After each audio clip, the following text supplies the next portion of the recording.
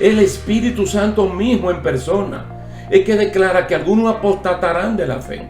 Es decir, este fuerte huracán logrará que algunos creyentes se enfríen, se vuelvan del camino de la salvación, se tornen apáticos y hasta vayan abiertamente en contra de Dios que los rescató y blasfemen su nombre.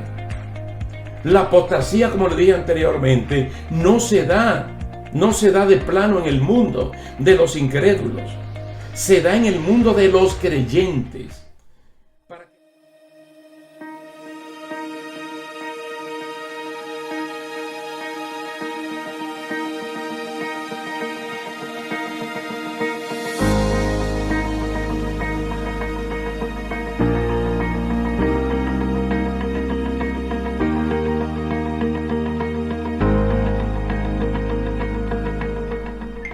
Dios le bendiga, mis queridos hermanos. Aquí estamos de nuevo para continuar con esta serie de estudios bíblicos acerca de la apostasía. Cómo ella ha logrado infiltrar la iglesia, se ha acomodado, está siendo practicada y hasta promovida.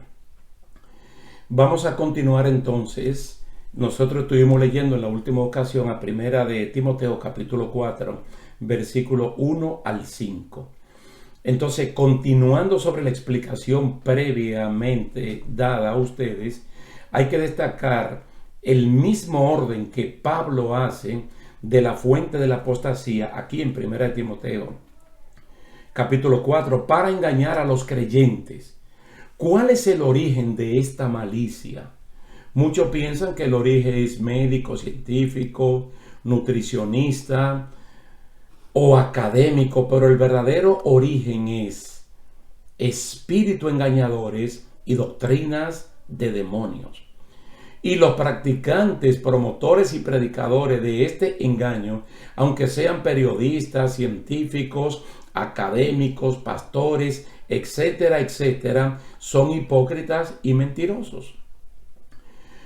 Comentemos primero a los espíritus engañadores y veamos que el diablo le lleva la contraria a Dios en todo lo que pueda, siempre para confundir a la gente, así como lo hizo con Eva en el huerto del Edén. Apariencia de piedad, pero hay detrás un verdadero lobo escondido. No todos los espíritus se mueven por la voluntad de Dios, pues hay espíritus rebeldes que fueron destituidos de la presencia de Dios cuando se dejaron contratar por el diablo. Y eso me imagino que ustedes lo habrán leído en Ezequiel capítulo 28, en Isaías capítulo 14.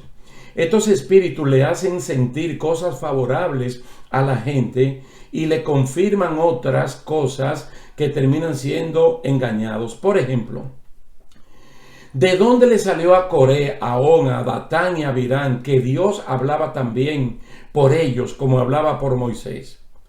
¿Por qué hubo gente que le creyó, especialmente a Coré? ¿Cuántas señales verdaderas no había hecho Dios a través de Moisés para que el pueblo creyera? Todos aquellos que no creen a la verdad, entonces creen a la mentira, para de esta manera ser condenados, no porque Dios los está condenando, sino porque ellos mismos rechazaron la verdad y optaron por la mentira. Los espíritus engañadores no son más que charlatanes ambulantes. Charlatanes ambulantes que se mueven de lugar en lugar buscando con un poder de seducción arrastrar a quienes le siguen la corriente. ¿Qué es lo que el Espíritu Santo está diciendo aquí en 1 Timoteo capítulo 4? Está hablando de que en los últimos días esto va a aparecer en grande. Mas sin embargo, ya nosotros podemos ver que en el primer siglo del cristianismo, en los primeros 100 años del cristianismo, se levantó una corriente completamente diabólica que enseñaba que Jesucristo no había venido en cuerpo humano, sino en espíritu solamente. Ellos no negaron la venida de Jesucristo, pero negaron que hubiese sido en carne y sangre. Es decir, ellos refutaban la humanidad de Jesús. Por lo tanto, negaban su nacimiento, al igual que como usted y yo nacimos. ¿Qué hacían? Que de esta forma distorsionaban todo lo que tuviera que ver con la verdadera y sana doctrina de que Jesús era el Mesías y el Cordero de Dios, con fecha de nacimiento y con fecha de muerte, y que así cumpliría con todo lo prescrito en el Antiguo Testamento. Es decir, ¿dónde se levanta esta doctrina en el mundo? No, dentro de la congregación. Porque la idea no es confundir al mundo, la idea es confundir al creyente. Estas ideas que surgen por ahí, que ya el Mesías apareció en Jerusalén, o que el anticristo es el Papa, que el anticristo es un militar, que el anticristo es un rey, al mundo eso no le importa. Al mundo eso no le importa, y quienes promueven esto no es para engañar al mundo, porque de hecho el mundo engañado está, bajo la opresión del diablo, está ciego su entendimiento. Es para engañar al de adentro. Es para engañar al de adentro.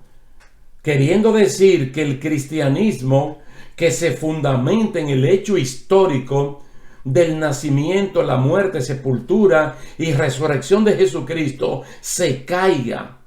Porque si Jesús no se hizo hombre, no habitó entre nosotros, entonces toda nuestra fe, que está fundamentada en la resurrección de Jesucristo, se echa a perder.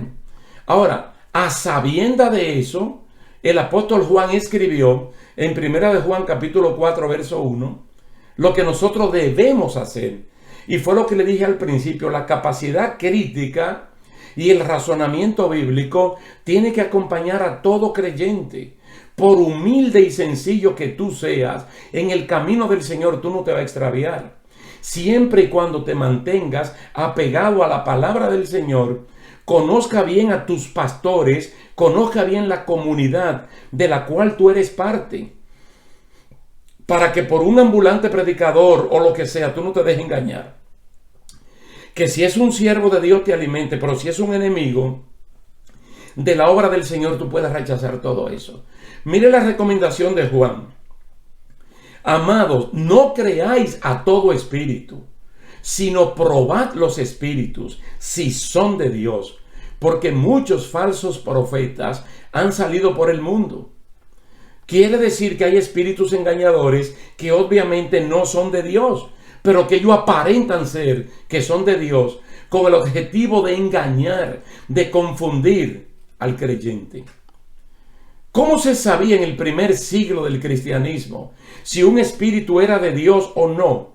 Bueno, poniéndolo a confesar si Jesucristo había venido en carne y sangre, poniendo a confesar la humanidad de Jesús, que pudiera explicar esa concesión del Espíritu Santo en el vientre de María para tener a Jesucristo, su nacimiento, su circuncisión, su dedicación, su presentación en el templo, su manifestación pública, su predicación, su muerte con testigos, su sepultura, su resurrección, su levantamiento al cielo y la promesa de que Cristo va a venir. Porque un demonio no te va a decir eso. Y si lo dice, lo va a decir con cosas que puedan confundir, como lo hizo el diablo en el huerto del Edén, con que Dios dijo tal y tal cosa, buscando la idea de llevar la contraria. Entonces el creyente tiene que saber cuál es la fuente del que te está hablando. Volvemos a hablar de los judíos de Berea. ¿Por qué? Mire, ¿por qué ni siquiera hay una carta escrita a Berea, donde sí quedó formalmente una iglesia? Después que estos judíos aceptaron a Cristo como Señor y Salvador y otros gentiles que vivían allí. ¿Por qué hubo que enviar 2 cartas a Tesalónica? ¿Por qué en una de ellas Pablo les recuerda lo que al principio él le predicó?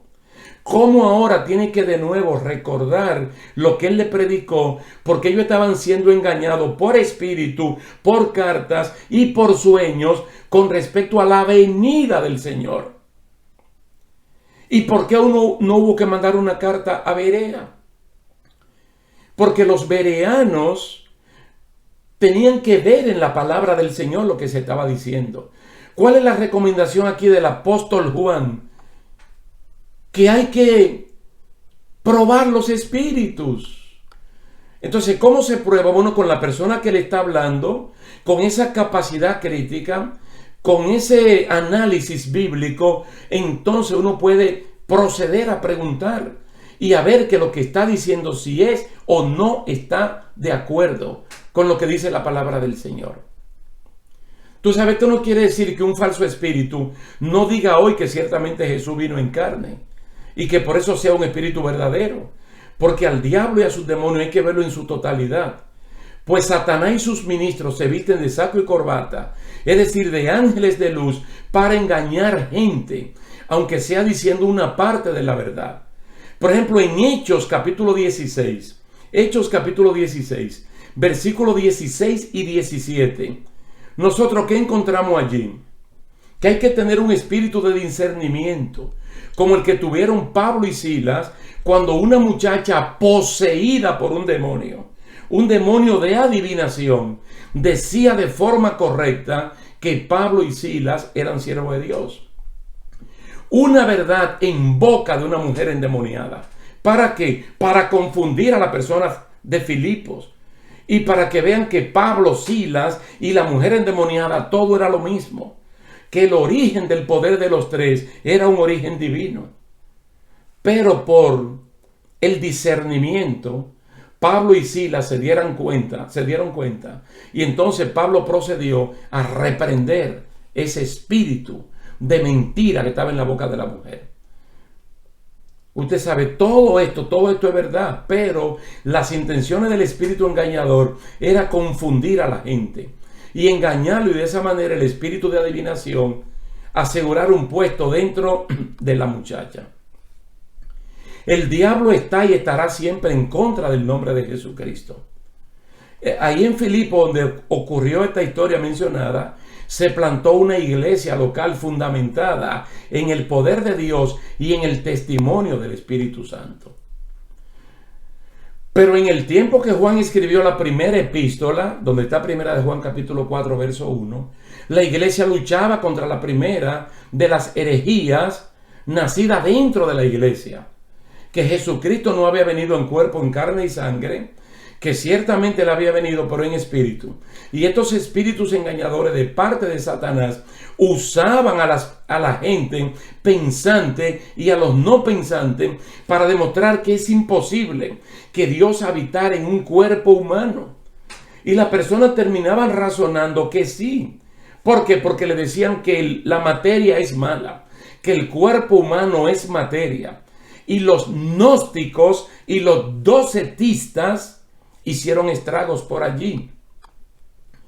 Los gnósticos, que hasta el día de hoy existen, que su único trabajo es concentrarse en el conocimiento, y los docetistas, que decían que Cristo vino pero en apariencia, porque para los gnósticos y para esta persona, como toda la materia es mala y el cuerpo humano es materia, pues es imposible que Dios haya venido en carne y sangre. Pensamiento griego de alto nivel, dirían ellos. Entonces, con esas posiciones ellos echaban por el suelo la sana doctrina del embarazo de la Virgen María por el Espíritu Santo, el nacimiento de Jesús, su muerte, su sepultura, su resurrección. Había una negativa completa. Entonces, muchas de las personas que se dejan usar por el demonio vienen de la clase pensante.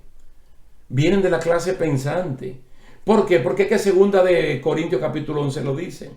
Así como Satanás se viste correctamente bien para ser aceptado en todos los niveles, los agentes del diablo también. Muchos tienen doctorado, PhD, lo que sea. Muchos están en los congresos y son personas que para los seres humanos hasta son merecedores de premios Nobel, por ejemplo. En literatura, en economía, en física, en matemáticas, en lo que sea. Pero muchas veces son que instrumentos del mismo Satanás. Son instrumentos. La Biblia lo dice, que el Señor escondió de los sabios de este mundo la sabiduría. ¿A quiénes se lo dio? A los humildes y a los sencillos. ¿Y quiénes son los humildes y los sencillos? Humilde y sencillo no quiere decir que no tengan grados educativos bien altos. Humilde y sencillo son los adultos que han reconocido su falta, se han arrepentido de sus pecados, han aceptado a Cristo como Señor y Salvador y se convierten en estos humildes y sencillos. Bendito sea el nombre del Señor. Entonces, con todos los dones que el Espíritu Santo le da a la iglesia, entonces la iglesia tiene capacidad, oye, capacidad crítica para saber cuando una persona es o no es de parte de Dios. Bendito sea el nombre del Señor.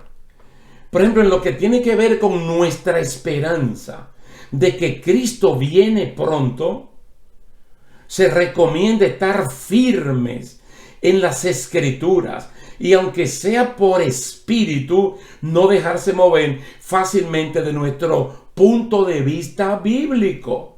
Segunda de Tesalonicenses, capítulo 2, versículos 1 al 2. Primera Corintios, capítulo 10. ¿Qué se hace en Primera Corintios, capítulo 10? Yo no quiero, dice Pablo, que ustedes ignoren lo que pasó antiguamente, donde todo el pueblo de Dios recibió la misma bendición.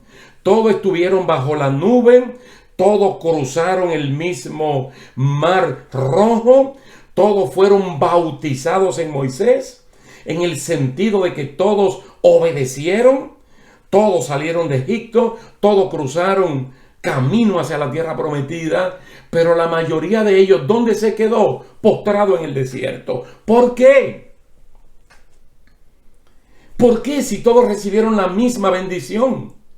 Y yo les hablo, mi hermano, incluso en un librito nuestro que se llama Cades Barnea, que donde otros fracasan, tú no tienes que fracasar. ¿Por qué esta gente fracasó? Porque todos los beneficios de Dios eran visibles, tangibles, tocables, comibles, bebibles. Porque la columna de nube ellos la veían, el maná ellos lo veían, el agua ellos la veían, la tomaban. La protección del ángel de Jehová era evidente. ¿Por qué cayeron? ¿Por qué se dejaron mover tan fácilmente? ¿Por qué? Incluso el pueblo extranjero que se mezcló con el pueblo de Dios fueron los primeros que comenzaron a apostatar de lo que Dios había hecho. Hermano, y llegó un punto donde dijeron, volvamos a Egipto, están apostatando. Por eso es que allí en 1 Corintios capítulo 10 dice el que está firme, oiga, el que esté firme en su manera de pensar, mire que no caiga de esa manera. De verdad, hermano, que los pastores con un verdadero corazón de pastor, muchas veces su corazón tiene dolor al ver personas que, según dicen los capítulos 5 y 6 del libro de Hebreos, han estado disfrutando de las cosas de Dios y han dado un paso atrás. No te dejes mover fácilmente de tu manera de pensar, ni por espíritu, ni por carta, ni por sueño. Porque Dios ni por espíritu, ni por carta, ni por sueño va a contradecir su santa y bendita palabra. Mas sin embargo, si tú te apegas a la palabra de Dios y te lleva del capítulo 13 del libro de Hebreos, dice, acuérdate de tus pastores que te enseñaban la palabra de Dios. Dice, razona en lo que ellos te enseñaban. No en un bandido, no en una bandida que anda por ahí armando iglesia en rincones, en callejones, sin autoridad de parte de Dios, sin ordenación de parte de Dios. Dice, acuérdate de tus pastores. Piensa en el resultado de la práctica de su fe e imítalo. Estos espíritus falsos, sabiendo que ellos están condenados, le ofrecen libertad de crecimiento, de finanza, de prosperidad económica y de cuantas cosas le gustan a la gente escuchar para oprimirlos, para sacarlo del plan original de Dios, siguiendo el mismo ejemplo de Satanás. ¿Qué fue lo que hizo el diablo? Le ofreció a Cristo éxito material. Fíjese, si el diablo no tiene cara, no tiene vergüenza. ¿Tú sabes lo que hace Jesucristo en el monte de la tentación? Ofrecerle a Cristo, mira, adórame, aunque sea un poquito. Y tú tendrás éxito material en todo. Toda la gloria del mundo, todos los reinos te lo voy a dar. a cambio de que me adore un poco. Y eso lo están promoviendo en muchísimas iglesias. Ofrenda, diezmos, dinero, a cambio hasta de redimir familiares que ya están muertos. Muchos pastores, lamentablemente, consideran que el éxito de su ministerio está estrechamente ligado al crecimiento numérico de gente que se convierte, y esto puede ser un error de apreciación. Es correcto decir que una iglesia saludable crece numéricamente, porque eso es lo que Hechos, desde el capítulo 1 en adelante, eso es lo que nos presenta. El crecimiento saludable de una iglesia también se puede ver que numéricamente está creciendo, pero también tiene que crecer en conocimiento de Dios, en la práctica de los dones, en la práctica de los talentos, en el ministerio de compasión, en la unidad, etcétera, etcétera. Pero nuestro éxito como predicadores y pastores está garantizado cuando predicamos y enseñamos de forma correcta, honesta y obediente lo que Jesús nos mandó en la gran comisión, aunque nadie se convierta. El éxito se mide por la obediencia a Dios de parte del portador del mensaje. Por ejemplo, el caso de Jeremías, el caso de Noé. Si usted estudia a Jeremías y a Noé en este tiempo, en este siglo XXI, muchas personas lo consideran como dos pastores fracasados. Si midieran su trabajo por los parámetros de crecimiento y de éxito numérico que hoy se proclaman en algunos lugares. Por ejemplo, miren, Noé es una persona que le temió tanto a Dios, que por eso dispuso su corazón a obedecer a Dios, a hacer la voluntad de Dios, para hacer cosas de algo que Dios le dijo que iban a ocurrir, que nunca antes habían ocurrido. Mas, sin embargo, él le creyó a Dios y él no pudo ganar a más nadie que no sea su familia. Y fíjese que Noé vivió en un tiempo donde la esterilidad no existía, donde todo el mundo, desde Adán hasta él mismo, todos son mencionados en el capítulo 5 como personas que todos se multiplicaron, que todos tuvieron hijos e hijas. El mismo Noé tuvo hermanos y hermanas. Y Noé solamente tuvo hijos varones, tres, a Sem, a Jafet y a Cam. Y estos tres hijos de él tuvieron sus tres esposas, y Noé lógicamente su esposa también. 8 personas en su totalidad. Fueron los únicos que se pudieron salvar. Cuando este hombre pasó mínimo 100 años predicando la palabra del Señor. Ni su suegro, ni sus tíos, ni sus primos, ni sus cuñados, ni los sobrinos, ni los concuñados, ni los consuegros, ni los vecinos, ni sus amigos de infancias, ni amigos de la escuela, ni del barrio, pudieron entrar en una iglesia que se llamaba el Arca de Noé.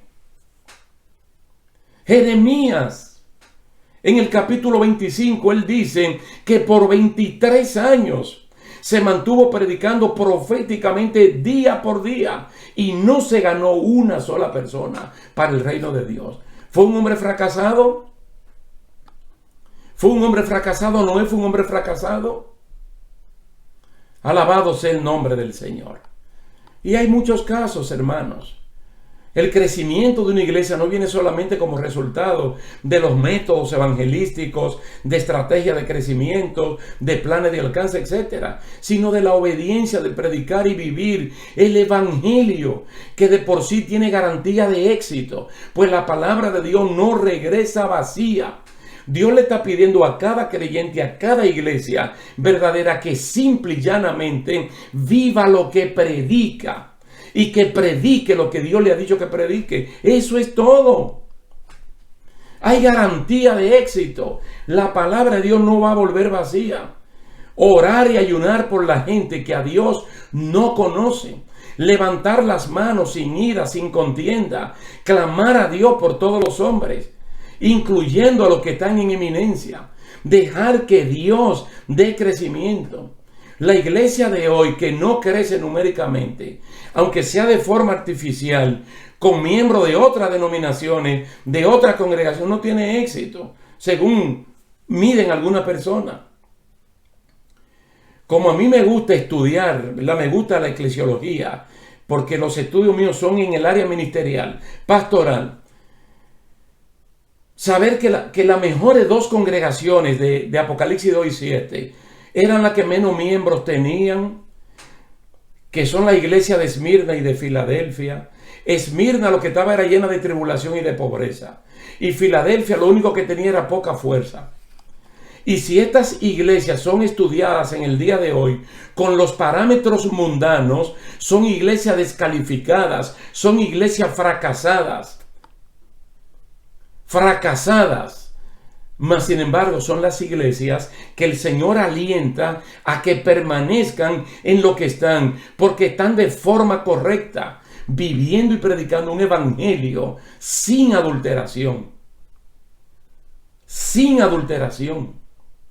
Alabado sea el nombre del Señor. Oh, gloria a Dios. Miren el caso de Pablo y Bernabé, que Pablo y Bernabé son dos predicadores de la palabra del Señor, son dos maestros, que si ustedes lo ven en el capítulo 13 del libro de los Hechos, estos son del tipo de apóstoles, del tipo de profetas bíblicos, personas que ayunan, que oran, que leen la palabra y que ministran en su congregación local. No están en otro ámbito, están en el ámbito de lo bíblico. En el ámbito de lo bíblico. Y cuando estas personas están en el ámbito de lo bíblico, el Espíritu Santo habla libremente. Y él dice, separen a Pablo o a Saulo, como se llamaba en ese momento, y a Bernabé para la obra que yo les he encomendado. Wow, qué lindo habla el Espíritu Santo. O lo hizo audible, no sé, pero habló. Cuando Pablo y Bernabé están predicando en un lugar que se llama Listra, Dios utilizó a Pablo para sanar a un paralítico. El paralítico se sanó. Entonces la gloria de la gente se dejó ver de una vez. Y a Pablo lo exaltaron a lo máximo y le llamaban Mercurio. Oye, ya no le llamaban Pablo, el apóstol Pablo, sino comenzaron a llamarle Mercurio. Dese cuenta por donde el diablo trabaja. Con lisonja, con alabanzas, para que el siervo de Dios creyera que la fuente para sanar a ese paralítico era él y no Dios. Dice que a Bernabé, por su apariencia física, era un tipo que tenía apariencia física, le llamaron Júpiter. ¿Sabe lo que comenzaron a decir? Dioses semejantes a hombres han bajado del cielo. Dice que buscaron guirnaldas, un toro, música, hicieron fiestas. ¿Para qué? Para adorar a Pablo y a Bernabé. Ustedes lo pueden leer en Hechos capítulo 14, del 14 a 18, donde se explica la actitud, cómo Pablo y Bernabé rechazaron tales prácticas. Y ellos decían, nosotros somos seres humanos, somos hombres iguales a los demás. Oh, bendito sea el nombre del Señor. Porque es una forma sutil cuando Dios te usa en un milagro de sanidad, o reprendiendo un demonio, predicando la palabra, haciendo un acto de compasión, de misericordia, que la gente comience a glorificarte a ti, en vez de glorificar al que te está usando a ti. Entonces tú tienes que tener cuidado de que tú creas que la gloria de Dios te toca una partecita. Recuérdate que estamos hablando de engañadores, de mentirosos, que sutilmente lo que andan buscando es que tú apostaten y que se manifieste apostasía en tu vida y lo que es de Dios tú lo tomes para ti. Alabado sea el nombre del Señor. Oh, gloria a Dios. Miren, hay usurpación de títulos bíblicos. Títulos bíblicos como el apóstol, el profeta, el evangelista, el maestro, el pastor. Entonces han creado hoy una serie de superministros evangélicos con cargo de apóstoles, de profetas, de maestros, con igual o mayor grado que aquello que originalmente Dios llamó en el Antiguo Testamento y en el Nuevo Testamento.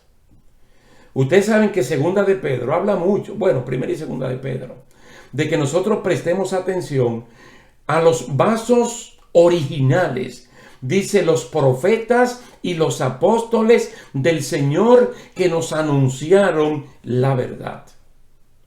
Es decir, prestar atención a la fuente original. Pero en persona y en la televisión uno puede ver líderes evangélicos como si ellos fueran Júpiter y Mercurio, pero promoviéndose ellos mismos como figuras atléticas, esbeltas, elegantes, y así ser adorados y exaltados como instrumentos especiales de Dios. Se da cuenta que lo de Listra no fue una cuestión ocasional. ¿Por qué a Pablo le llaman Júpiter? Porque Pablo tiene la palabra. ¿Por qué a Bernabé le llaman Mercurio? Porque él tiene la apariencia, lo esbelto. Y ese modelo está en práctica ahora mismo. Y ellos tienen hasta sus promotores, que son los que lo presentan como tales. Hermano, ya Cristo no es el levantado para atraer a todo el mundo. Ahora es un individuo. Ahora es un hombre o una mujer con una atracción, hermano, que por su cuerpo, por la forma como viste, ya ellos atraen a la persona. Entonces ya la persona quedan, ¿verdad? Observando esto para luego escuchar lo que le van a decir, y son fácilmente engañados. Bendito y alabado sea el nombre del Señor. Entonces uno debe tomar todo esto en cuenta. Como le digo, este es un tema que es bastante largo, que nosotros tenemos que estudiarlo a fondo y paso a paso. Entonces vamos a dejarlo por hoy en este punto, y en la próxima ocasión vamos a continuar hablando de la apostasía, cómo ella se ha introducido en la iglesia y cómo está siendo aceptada, cómo está siendo practicada y también promovida. Pero también en su momento vamos a hablar de ella, ¿verdad? Como le dije, como algo que ocurre dentro de esos gobiernos mundiales que han aparecido y que todavía tienen que aparecer. Le damos gracias al Señor por esta oportunidad y a ustedes también, y le decimos que hasta la próxima y que Dios les bendiga. Sí. Dice textualmente que Fines y Ofni eran sacerdotes de Jehová, pero que no tenían conocimiento de Jehová. Eso parece una contradicción muy grande, porque ellos nunca se preocuparon en lo interior de conocer y saber quién es Dios. De hecho, Jeremías capítulo 9 le recomienda a todo ser humano que no se gloríe ni del conocimiento que tiene, ni del dinero que tiene, ni del poder que tiene, sino que se gloríe de conocer a Dios. No hay una cosa más grande para un ser humano, sea un hombre, sea una mujer, sea un adulto, sea un niño, un adolescente, un joven, que conocer a Dios. Ustedes ven el caso de Loida y de Eunice, la abuela y la mamá de Timoteo. Ellas se preocuparon en que el hijo y nieto Timoteo desde pequeño conociera las Escrituras. Las Escrituras son la revelación especial de Dios.